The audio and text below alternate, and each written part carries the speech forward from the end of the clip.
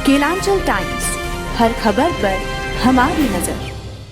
बिहार में बीपीएससी अभ्यर्थियों के आंदोलन में राजनीति की प्रवेश ने आंदोलन को और गहरा कर दिया है। 12वें दिन धरना स्थल से उठकर पटना के गांधी मैदान पहुंचे बीपीएससी आंदोलनकारियों पर अंततः पुलिस ने फिर लाठीचार्ज कर दिया। क्या है पूरा मामला और क्यों नहीं मान रहे हैं बिहार लोक सेवा आयोग और सरकार? राजनीति प्रवेश की क्यों आई नौबत? देखिए पूरी रिपोर्ट। बिहार में पिछले पखवाड़े बीपीएससी की 70वीं परीक्षा की प्रारंभिक एग्जाम ली गई थी, जिसके लिए बिहार लोक सेवा आयोग ने पूरे बिहार में 912 परीक्षा केंद्र बनाया था, जिस पर कुल 4,30,000 अभ्यर्थी एग्जाम दे रहे थे।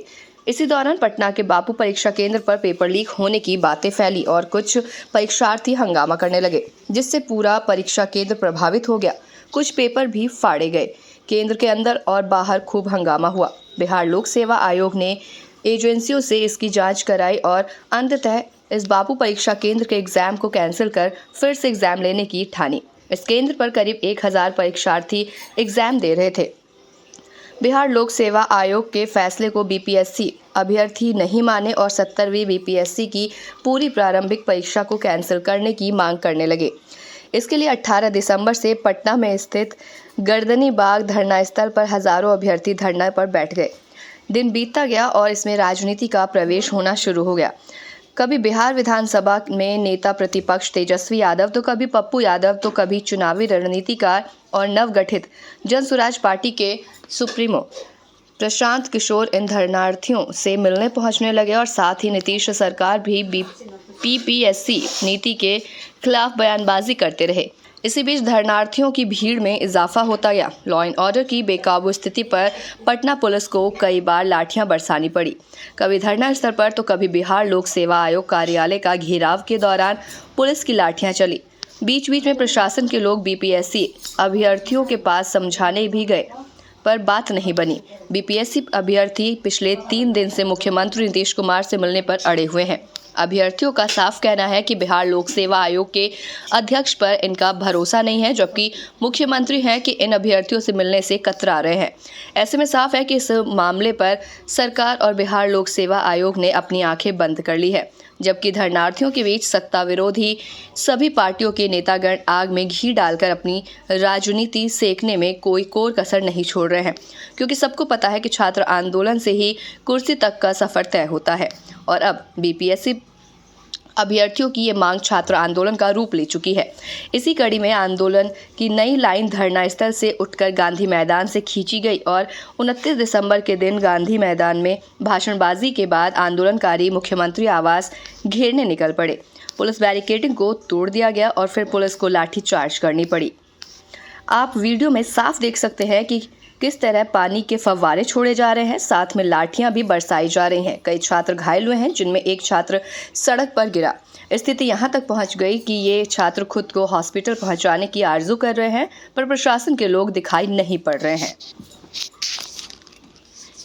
बीपीएससी का मामला क्षमता नहीं दिख रहा, लेकिन सरकार जिस तरह से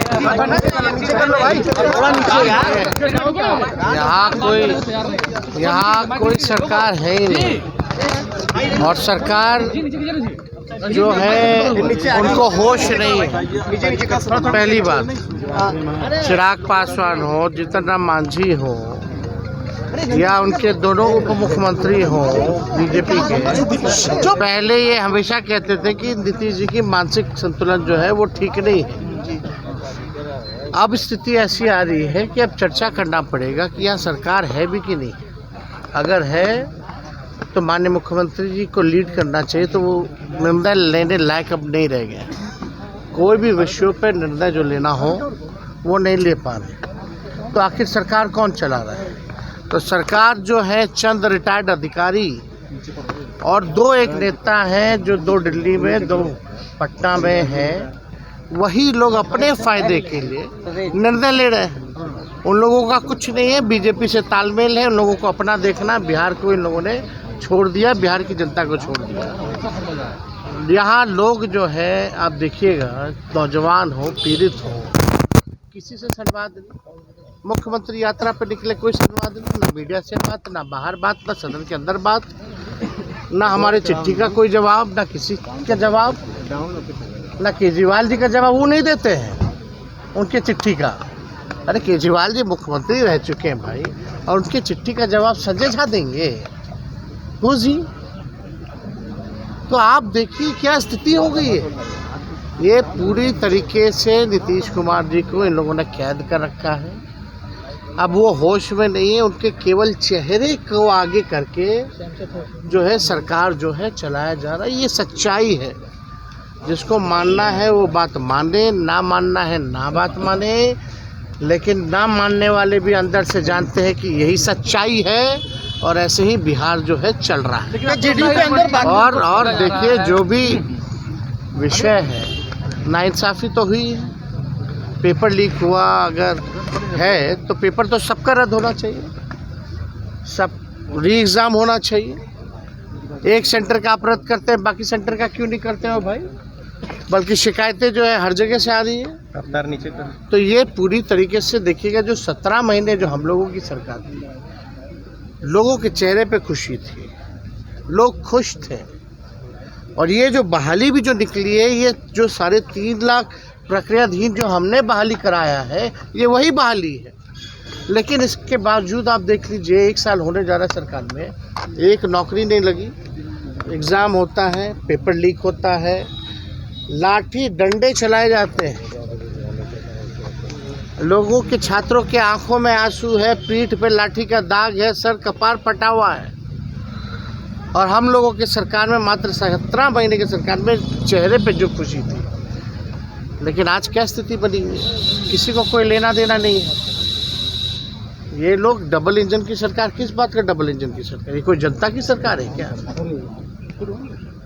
पूरी तरीके से यहाँ जो है प्रशासनिक अराजकता जो है फैल चुकी है, और पूरी तरीके से अफसरशाही लागू। सर जेडीयू में कुछ ऐसे नेता भी हैं जो इन चारों नेता से नाखुश हैं। जेडीयू में क्या ऐसे भी कुछ नेता हैं जो इन चारों नेताओं से नाखुश हैं, और उन्हें भी एहसास हो रहा है कि ये जेडीयू के लोग बताएंगे।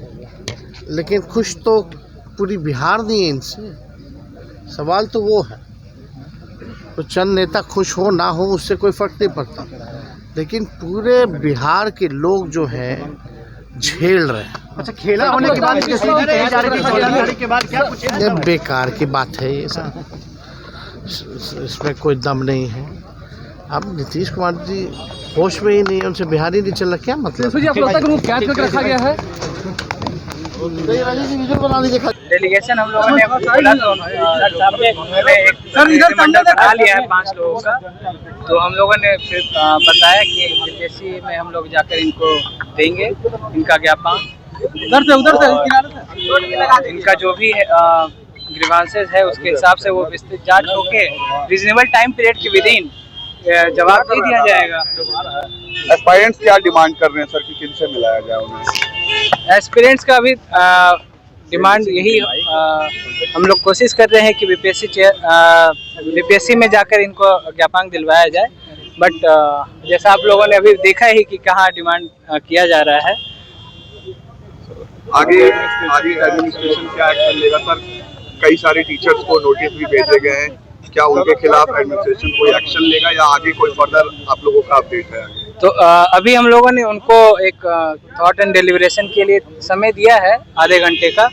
उसके बाद वो लोग अपना डिसाइड करके देखेंगे, उसके बाद हम लोग भी अपना देखते हैं क्या कर आगे कोर्स ऑफ एक्शन।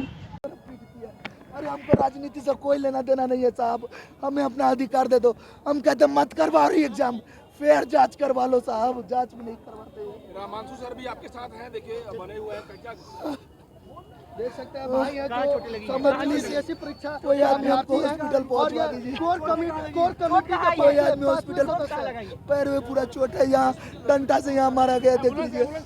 कोई आदमी के 5वें सदस्य हैं जिनको नीतीश कुमार, मेरा नाम अमन कुमार है, कोई आदमी हमको हॉस्पिटल पहुंचवा दीजिए प्लीज। बेशरम तरीका हमारे ही देश में बिहार का कैसा हो सकता है? पुलिस जो है महिला व्यवहार करता है, शरण से दूर मरो, कहीं जगह मिले ना थोड़ा सा पानी वहाँ दूर मरो। कौन ट्रेनिंग तुमको देता है? किसने बोला महिला व्यवहार करने के तुमको?